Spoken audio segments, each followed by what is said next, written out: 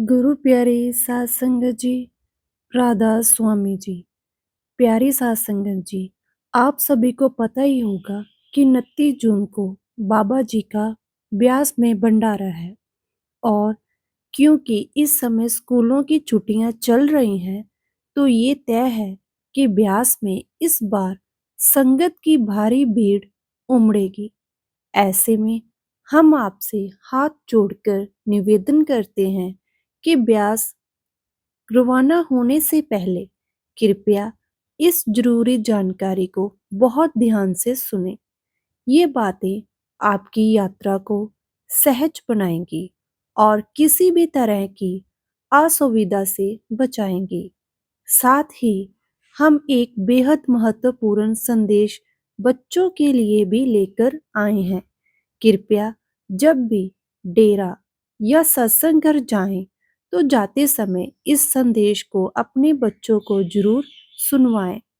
संगत जी, हर साल जून महीने के आसपास एक विशेष भंडारा डेरा ब्यास में रखा जाता है। ये भंडारा विशेष किस लिए है, हम आपको बताएंगे। सबसे पहले आप ये जान लें कि ये भंडारा हर साल महाराज जी की बरसी की स्मृति में आयोजित किया जाता है, लेकिन ये साल भर के बाकी भंडारों से बिल्कुल अलग होता है। आमतौर पर जब भी ब्यास में भंडारे होते हैं, तो शुक्रवार और शनिवार की शाम 4 बजे सवाल जवाब का सेक्शन होता है। सुबह बाबा जी के कार दर्शन होते हैं और फिर एतवार को यानी कि रविवार को बाबा जी सत्संग फरमाते हैं, जिसमें पहले पाठी साहिब बाणी लेते हैं और फिर बाबा जी उसी बाणी पर सत्संग करते हैं। मगर इस खास भंडारे में जो इस हफ्ते होने जा रहा है, कुछ बातें बाकी भंडारों से बिल्कुल अलग हैं। शनिवार को सुबह सत्संग पाठी जी साहिब करेंगे और सत्संग के बाद बाबा जी हजूर जी के साथ ओपन कार में दर्शन देंगे।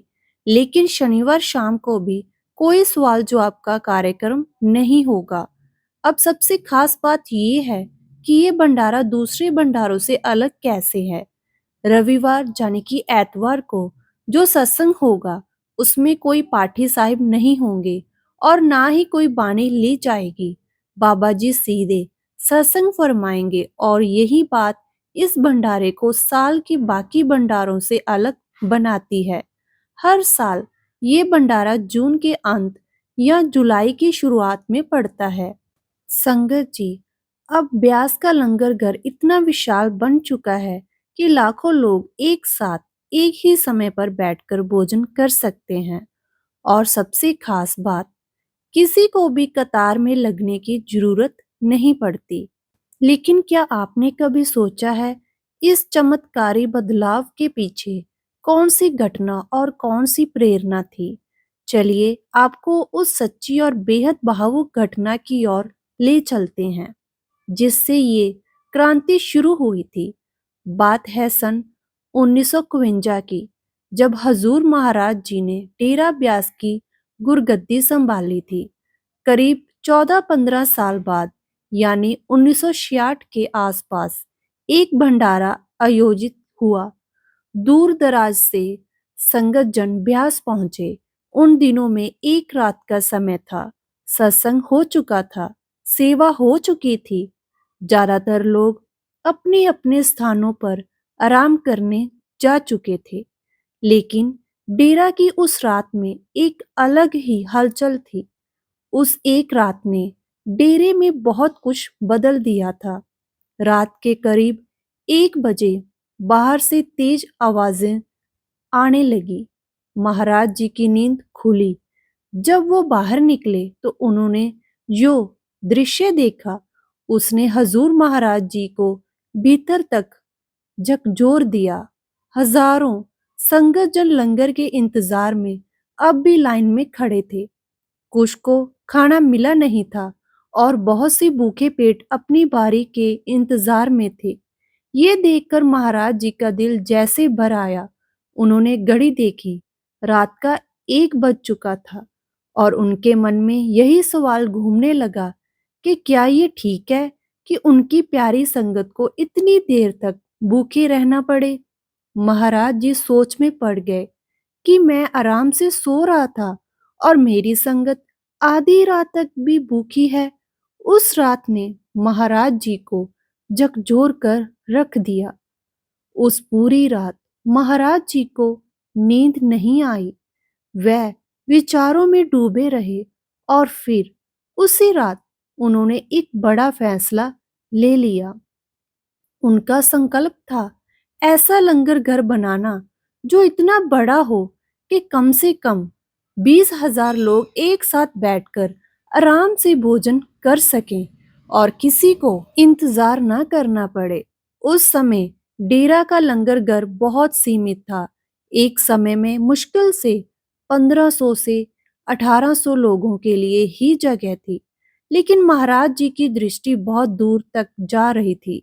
उनकी दूरदृष्टि ने अगली ही सुबह कमेटी की मीटिंग बुलाई और एक इंजीनियर को बुलवाया। जब महाराज जी ने अपनी योजना उनके सामने रखी तो इंजीनियर थोड़े हैरान हुए। इंजीनियर ने कहा, महाराज जी, बड़ा लंगरघर बनाने के लिए बड़ी जमीन की जरूरत पड़ेगी, लेकिन वो जमीन समतल होनी चाहिए। आसपास तो पहाड़ी इलाका है, टीले हैं, समतल जमीन बहुत कम है। महाराज जी मुस्कुराए और बोले, आओ मैं तुम्हें एक जगह दिखाता हूँ। वह उन्हें डेरा परिसर के पूर्वी हिस्से में ले गए। वहां एक बड़ी सी जमीन की ओर जब वो गए तो इंजीनियर ने निरीक्षण किया और कहा, महाराज जी, ये जमीन तो बहुत ही उबड़-खाबड़ है। कहीं गड्ढे हैं, कहीं धसी हुई है। अगर इसे समतल करना है तो इसमें कम से कम 10 से 12 साल लगेंगे। महाराज जी ने गंभीरता से पूछा, अगर हम पूरी मेहनत और लगन से काम करें तो क्या इसे समतल करना मुमकिन है? इंजीनियर ने सिर हिलाया, संभव तो है, लेकिन समय बहुत लगेगा। बस महाराज जी ने वही खड़े खड़े निर्णय ले लिया। उसी दिन घोषणा कर दी, ब्यास में मिट्टी की सेवा शुरू हो गई। जो भी प्रेमी इस सेवा में भाग लेना चाहे वह अपना नाम लिखवाएं। शुरुआत में सेवा धीमी गति से हुई क्योंकि सेवा में संगत कम संख्या में आ रही थी। ये देखकर महाराज जी ने एक नई योजना बनाई और उनका तरीका काम कर गया। उन्होंने अपने दफ्तर को ही उस सेवा वाली जगह पर शिफ्ट कर दिया। एक तंबू लगाया गया, उसमें कुर्सी मेज रखी गई और महाराज जी ने वहीं बैठकर अपने सारे कार्य करने शुरू कर दिए। अब हर कोई जान गया कि महाराज जी स्वयं रोज वहीं बैठते हैं, सेवा स्थल पर पूरे दिन रहते हैं और दर्शन भी वहीं होते हैं। बस फिर क्या था, ये बात आग की तरह फैल गई। देश भर से संगत जत्थों में सेवा के लिए उमड़ने लगी। कोई मिट्टी भरता, कोई गड्ढे समतल करता और कोई खामोशी से सिर पर मिट्टी उठाकर आगे ले जाता। इस सेवा में सिर्फ मिट्टी नहीं उठ रही थी, बल्कि श्रद्धा और समर्पण की नींव रखी जा रही थी। जिस कार्य को इंजीनियर ने 10 से 12 साल का बताया था, वही सेवा महाराज जी की निगरानी और सतगुरु की कृपा से महज 2 वर्षों में पूरी हो गई। और फिर तैयार हुआ एक भव्य लंगर घर, जहां एक साथ 20,000 लोग बैठकर भोजन कर सकते थे। समय बीतता गया, संगत बढ़ती गई और जब 1990 में बाबा जी ने गुरगद्दी संभाली तो उन्होंने उस विशाल लंगर घर को और भी अधिक विस्तार दे दिया। आज की तारीख में ब्यास का लंगर घर इतना बड़ा है कि लाखों लोग एक साथ बैठकर भोजन कर सकते हैं। मगर यहाँ एक और बात बहुत खास है। जब पहली बार महाराज जी के टाइम में लंगर घर का निर्माण हो गया तो महाराज जी ने चिंता जताई कि इतने बड़े स्तर पर भोजन कैसे बनेगा, प्रबंध कैसे होगा।